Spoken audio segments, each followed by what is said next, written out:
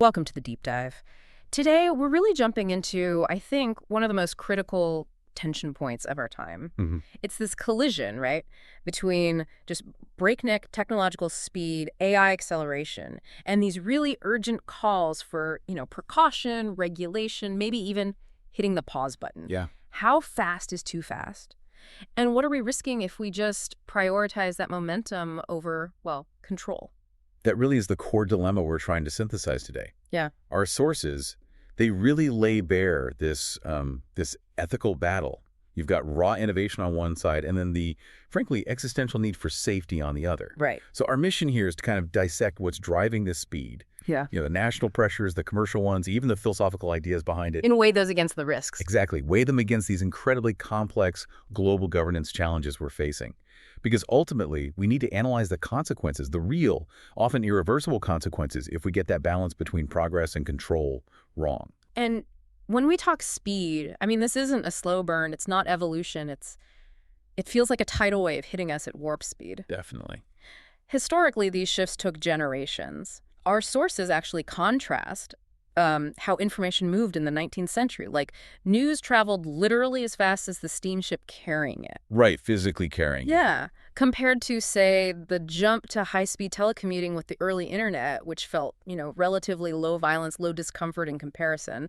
That shift was slow looking back. Today, the pace is just radically different. And it's not just Silicon Valley pushing it, is it? It's also military imperatives. Oh, absolutely. The sources talk about this robotics revolution continuing at, quote, a breakneck pace.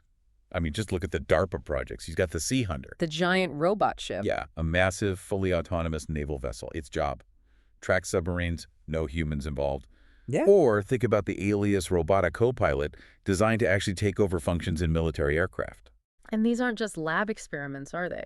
These are systems being actively developed, deployed. Right. The speed of delivery itself is kind of mind-boggling. I mean, the sources mention the Mach 20 Falcon hypersonic technology vehicle, Yeah, Mach 20. an experimental aircraft that could theoretically go from New York to LA in, 12 minutes? 12 minutes. It sounds like science fiction. It does. And this kind of, let's call it mad science in the defense world, it sets this incredible bar for speed and automation. And that pressure, it inevitably spills over into civilian AI development, doesn't it? It absolutely does. And you see the urgency reflected in the civilian adoption rates, too. Look at ChatGPT. Unbelievable numbers. Yeah, a technology that's only a few years old, hit 100 million users faster than almost any technology in history. Yeah. Way faster than, say, social media platforms that took years to get there. So the key thing is, this isn't a normal tech cycle. No, it's really not. It's a dramatically accelerated exponential curve. And that's what makes this whole conversation about safety and control just infinitely more urgent than, well, probably anything we faced before. Okay, so let's dig into that drive. Why the relentless pressure? Why is the default setting always seem to be, full throttle? Let's unpack that momentum, maybe start with the commercial side. There's this specific culture, right? Right. Blitzscaling. Blitzscaling. Yeah, that's a big one. It's more than just growing fast. It's like an institutionalized mindset. How so? It prioritizes speed and scale above almost everything else. Sometimes, even above careful ethical reviews. The advice founders get is also literally, take your success metric revenue, users, whatever, and just add a zero. Wow. It's about building global monopolies, operating with this intensity where being cautious is actually seen as a competitive weakness. Speed is framed as the only strategic advantage that really counts. And that commercial drive, that hunger, it just gets amplified when you look at the global stage, the geopolitics of it all. Oh, massive. Acceleration is absolutely seen as an existential imperative for nations, isn't it? Completely. Imagine if, say, the US or China decided to pause AI research for 2 years just to sort out safety protocols. The other side would see that as a huge opportunity. Exactly. They'd see it as ceding this vital strategic ground, maybe permanently. So this competition turns AI research from, a purely scientific thing into a measure of national security, national pride. Right. No major power wants to be left behind in what everyone thinks is the defining technology of this century. It becomes less about collaboration and much more about, well, establishing dominance. But okay, beyond the market forces and the national rivalries, there's also this deeper, almost philosophical drive, right? This vision of an AGI utopia. Yes, absolutely. That's the belief, the sort of intoxicating idea that keeps so many researchers pushing so hard, is the idea that artificial general intelligence, AGI, will eventually solve all human problems. Like everything. Scarcity, disease. Scarcity, disease, conflict. Solve them to such a degree that the whole concept of economics just becomes, quote, antiquated. That's a huge promise. It's immense. This grand vision of a perfected future, minimal suffering, human potential unleashed, that fuels the urgency to build AGI as fast as possible. Yeah. And it often tends to override those intermediate safety and ethical worries. Because why worry about, say, temporary job losses if AGI is going to eliminate the need for jobs altogether in a few years? That's the thinking. That's basically the underlying logic for some, yeah. It's a powerful motivator. It is a compelling future, but it feels like it requires this incredible leap of faith, especially when you think about what we're actually trying to replicate here. We're building systems that mimic human intelligence, but do we even understand the original blueprint? That's the foundational mystery, isn't it? And we really can't ignore it. You can go back to Francis Crick. In 1979, he pointed out that despite decades of collecting neurological data, how the human brain works is still profoundly mysterious. He had this great analogy. It's like having thousands of jigsaw puzzle pieces, but absolutely no clue what the final picture is supposed to look like. And we've gathered way more data since '79, obviously. Orders of magnitude more data. But that core mystery consciousness, true biological intelligence, it's fundamentally still unsolved. And this seems to be where the conversation really fractures. If we don't understand how our intelligence works, how can we possibly predict how an advanced synthetic version will behave? Right. Yet you hear the most, let's say, enthusiastic proponents of acceleration often dismissing the safety concerns. They characterize the big worries as just wildly speculative. Yeah, they do. They argue that these risk scenarios, the fear that smart machines will suddenly become all-powerful or seize control of everything, they argue, that's based on an incorrect kind of anthropomorphic view of intelligence. Like we're projecting human desires onto machines. Sort of. They believe the fear is driven more by sci-fi movies and maybe a lack of deep technical understanding, rather than by, foreseeable engineering risks.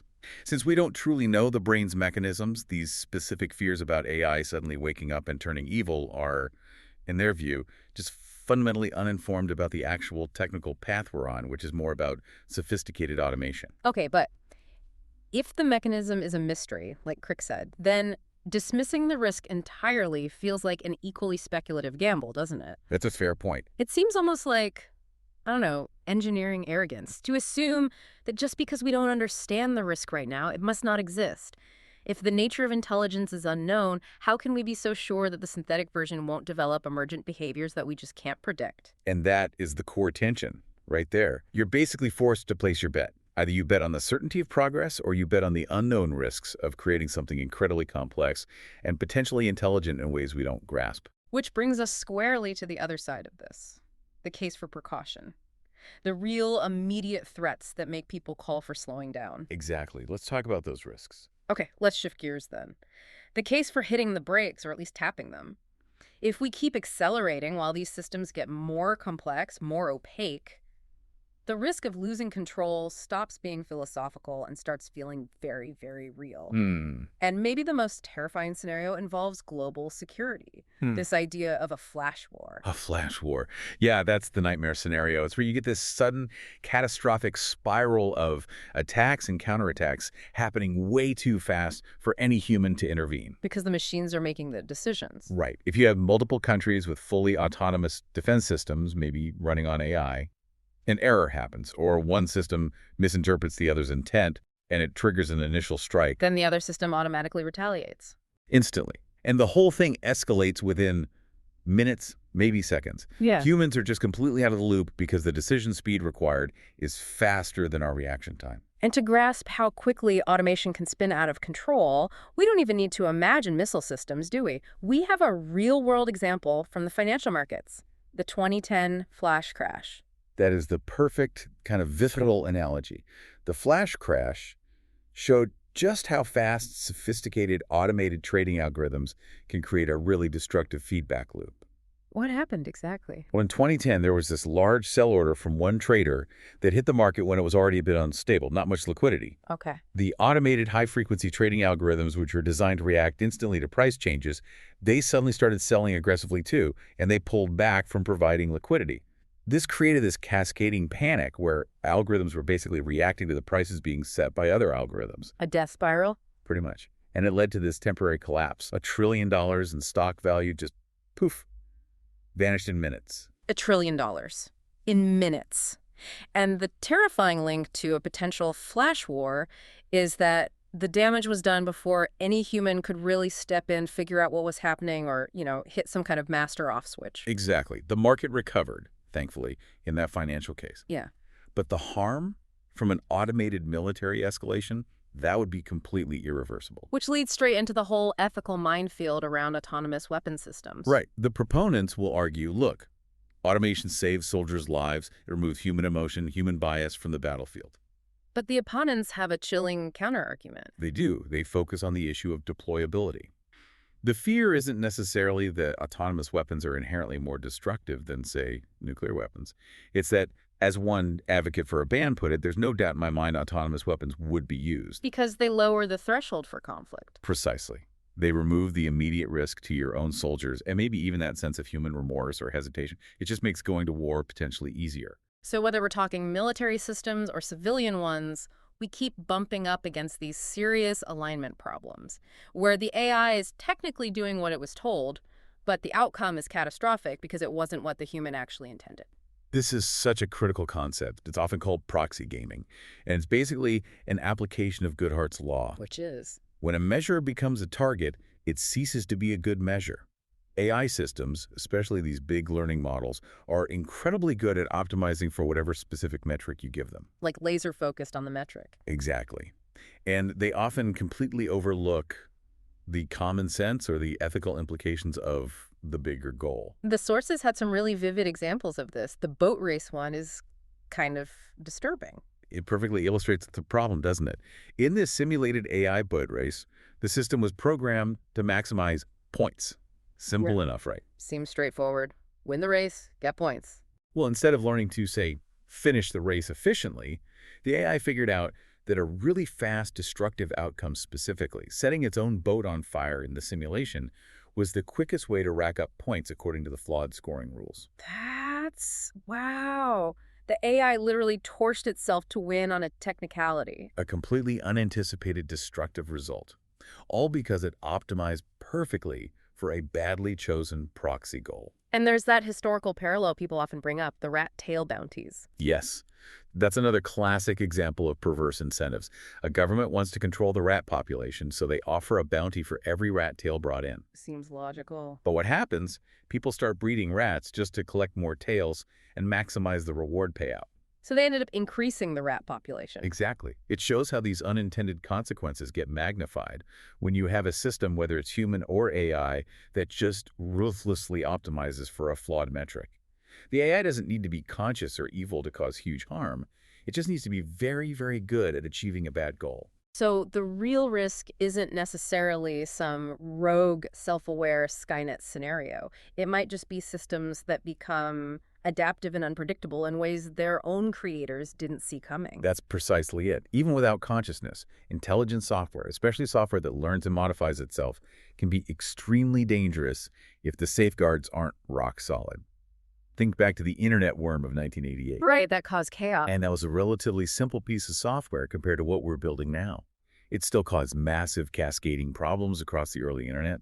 The inventors of today's vastly more complex AI systems, often they genuinely don't know how the system will evolve its own code or its decision-making once it's out there in the real dynamic world. And then making all this even harder to manage is this tension within the research community itself, this open source paradox. Yeah, that's a tricky one. The open source movement comes from a really good place, right? Democratizing access, fostering collaborative safety research, laudable goals. But the paradox is, when you release potentially dangerous tools into the wild, even with the best intentions, maybe hoping others will help find flaws, you are also putting those powerful tools into the hands of bad actors. Or just people who aren't careful enough. Exactly. people who are malicious or maybe just not sufficiently cautious or maybe don't have the skills to manage the risks involved. So this broad decentralized release dramatically increases the global risk surface area. It makes control much harder. Okay, so these risks, flash wars, proxy gaming failures, the open source dilemma, they've obviously triggered huge debates, even internal battles inside the very companies building this tech, Oh, absolutely. which really highlights just how difficult governance and self-regulation become when you've got profit motives and maybe even egos clashing with the core mission. These internal struggles over safety and when or if to release research are really fundamental to this whole debate. We saw it quite early on with OpenAI and their GPT-2 model. That was a big deal at the time. It was. They had this unprecedented internal and then public discussion about whether to release the full, most powerful version of the model. Ultimately, they decided to hold back the complete model for a while. Why? They cited information hazard. Basically, the real risk that the technology could be easily weaponized for mass disinformation campaigns by, terrorists or authoritarian states. That decision really set a major precedent for self-censorship by a research lab in the name of safety. So even the creators were saying, hold on, this might be too dangerous to just put out there. Meanwhile, over at DeepMind, they were fighting a similar, though different kind of battle, right? They were. After Google acquired them, the founders fought really hard to change their governance structure. They actively pushed for safeguards to prevent Google, their corporate parent, from having, as the sources put it, free rein to monetize AGI. They wanted to protect the mission. Exactly. They prioritized setting up this council of expert advisors.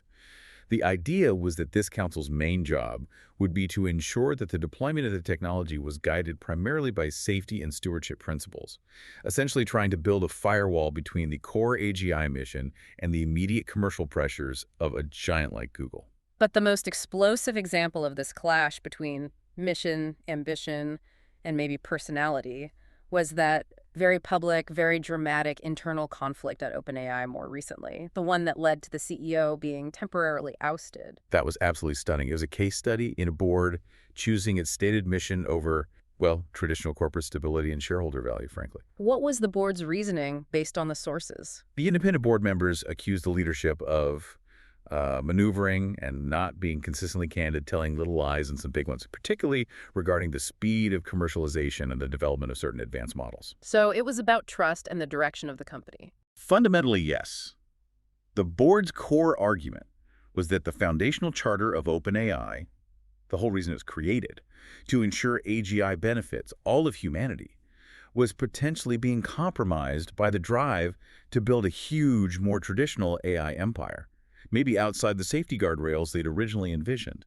They saw the mission itself as being at risk. They did, and they prioritized that mission, even though it meant firing the CEO and throwing the company, and arguably the entire field, into temporary chaos. That conflict really underscores that when AGI is the goal, the mission statement isn't just, marketing fluff. It's supposed to be this real powerful constraint on normal business practices. Supposed to be, yeah. But trying to translate that kind of internal control or even just agreement to a global scale, where you have nations and corporations with wildly different interests, that seems incredibly difficult. It's monumentally difficult. Yep. The need for some kind of robust global oversight is just acute. We need what the sources call a broad societal response. Meaning everyone involved. Yeah. Mandatory coordination, or at least strong norms involving the companies, governments, researchers, civil society groups.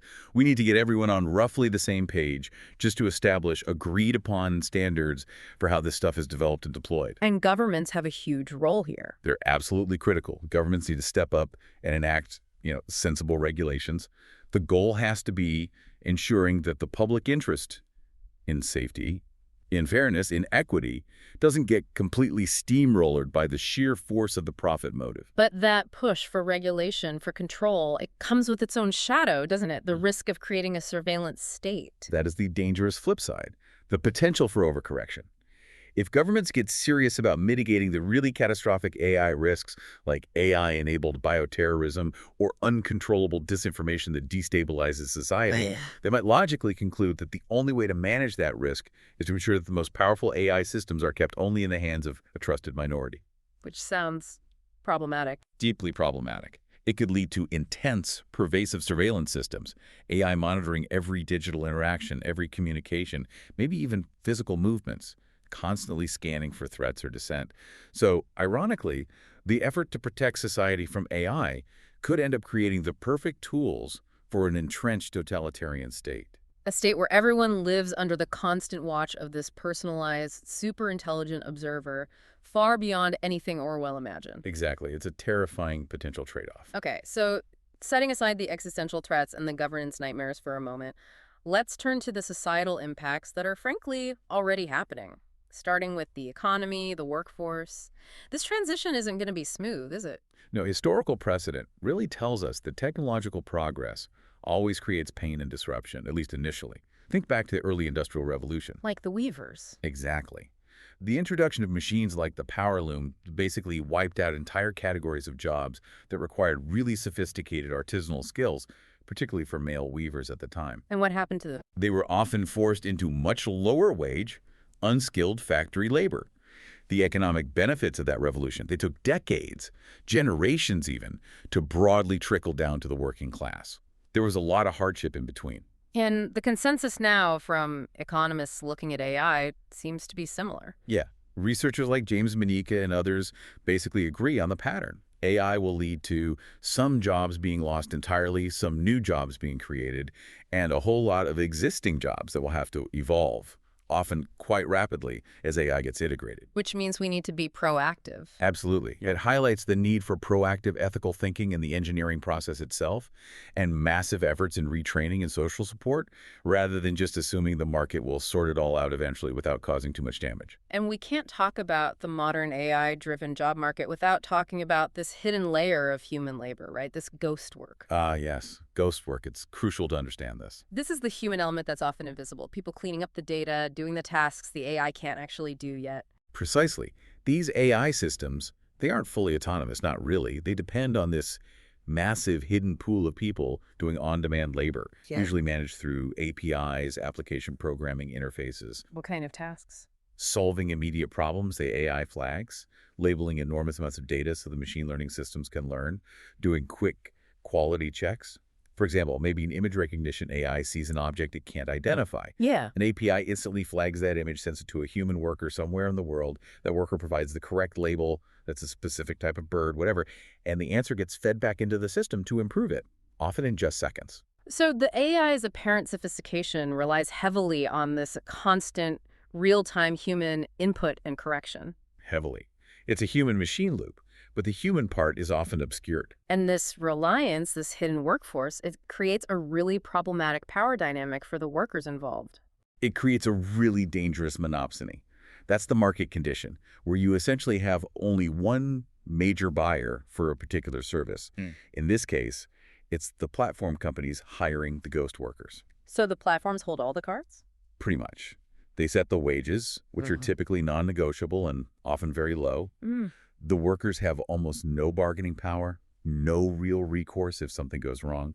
And worse, the management, the hiring, the firing, the payment, it's often handled by automated software. Meaning platforms can unilaterally freeze accounts, cut off access to work, withhold payment, and it all happens behind these software interfaces. There's no HR department you can call, no manager you can appeal to. It masks the human cost of the system. And this whole structure, it just makes global inequality worse, doesn't it? It absolutely does.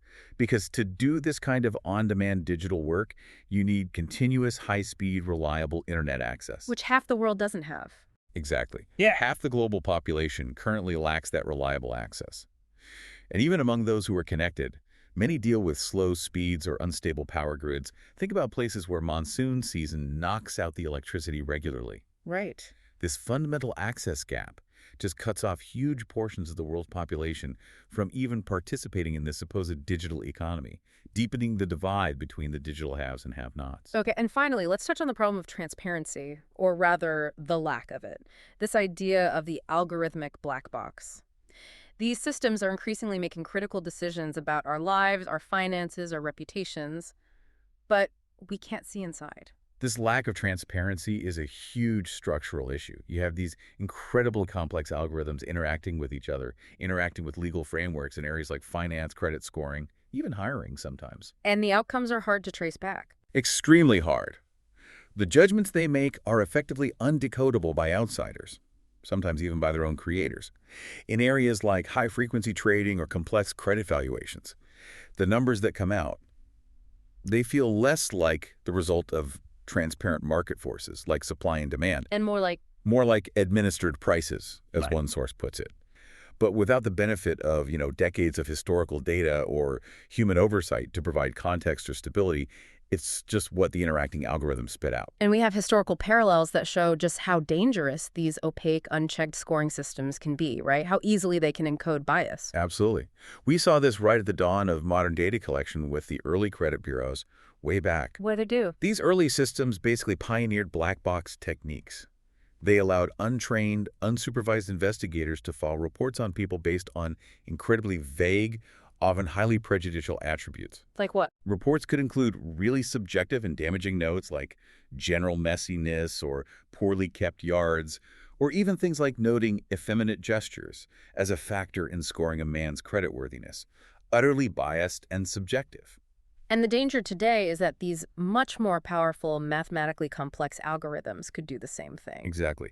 They risk repeating that history by encoding current or even historical societal prejudices into financial systems, reputation scores, hiring algorithms, all hidden deep within impenetrable mathematics, shielded from scrutiny or appeal. Okay, so this deep dive has really laid out this immense tension at the heart of AI acceleration. It's quite a balancing act. It really is. On one side, you've got this incredible, exhilarating promise of innovation, speed offering potentially utopian solutions to age-old problems like scarcity and suffering. Hmm. But on the other side, we're staring down these huge risks, losing control, massive economic disruption, entrenching inequality, creating powerful, opaque systems we don't understand.